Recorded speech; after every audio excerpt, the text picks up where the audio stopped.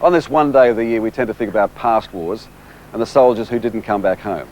But what most of us don't realise is that we still have soldiers on the front line, half a world away from here and a world away from Australia, in the African country of Mozambique, where they're recovering from a long civil war. Now, we've still got diggers who are every day risking their lives, as Adam Shan reports.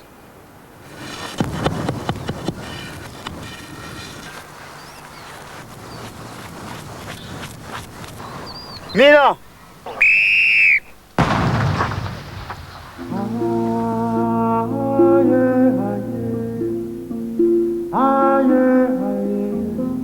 There are more than 2 million landmines in Mozambique.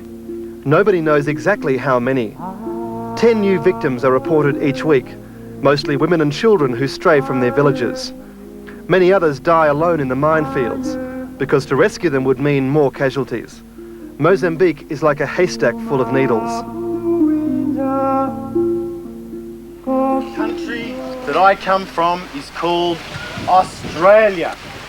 Major Don Hughes is one of 20 sappers left behind by the UN peacekeepers to teach the Mozambicans how to clear the mines.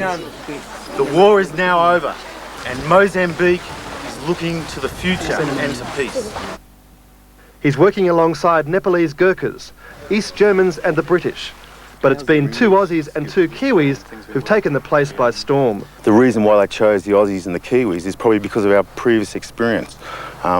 Pakistan, Cambodia and other places in the world where we've done this before. So they probably chose the right guys for the right job.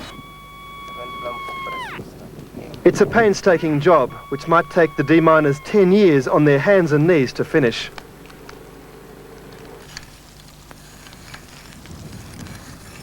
Today it's a minefield which rings a small town just north of the capital. Government forces laid the mines to protect the town from the Renabo rebels. Trouble was no one ever came to pick them up again. There's only one safe way in or out of the town. There's danger everywhere you go. Every step you take could be a dangerous step. Here are those mines. On that side was another mines. 4 mines are uncovered at the edge of the ring. Russian-made PMNs or Black Widows, each with enough charge to take off a leg at the hip. They're carefully wired up for detonation.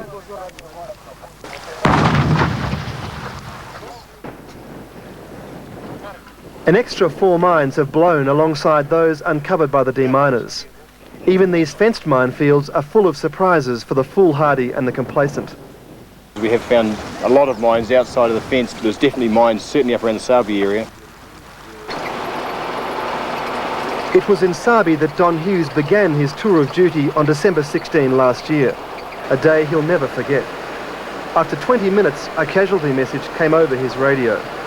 2 of our surveyors, Lucas and Raphael, were the 2 fellows involved in a small surveying team, and they actually missed a couple of mines with their mine detector, and simultaneously Lucas and Raphael stood on 2 PMN mines. Unfortunately, poor Raphael, he died later that night. The other deminer, Lucas, lost his left leg at the knee and part of his hand, but he survived and he now works in the company store. Word also reached the Veteran Sappers Association back home. A deminer had been injured while under Australian command. The old sappers quickly rallied around to help. Just got word from the old Sappers Association back at home that they've got together some money for you to help out with you and your family.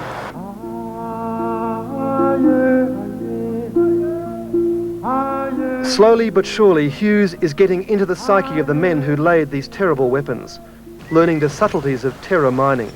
One platoon prodded a field for 3 months to find just 1 mine. Sort of the psychological value for the people. If they think there's a mine in a particular area, they won't go there. 3,000 mines blown in 4 months. It's impressive but irrelevant. Hughes prefers to count the square metres his team has won back and the people they've freed. We've nearly cleared 200,000 square metres, and that's area that people can use. And you probably heard it yourself over the last couple of days when you've visited the minefield. Every time a mine goes up, the Mozambique deminers say that's another bomb gone.